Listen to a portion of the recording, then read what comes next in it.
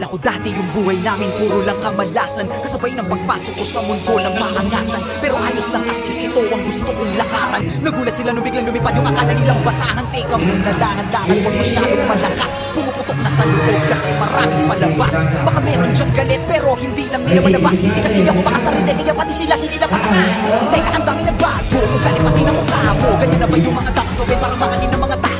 Sa bagay sanay ka naman, no respeto daw kahit pagbago. Kung gusto nyo ng respeto, tanongin nyo na sila kung magkano.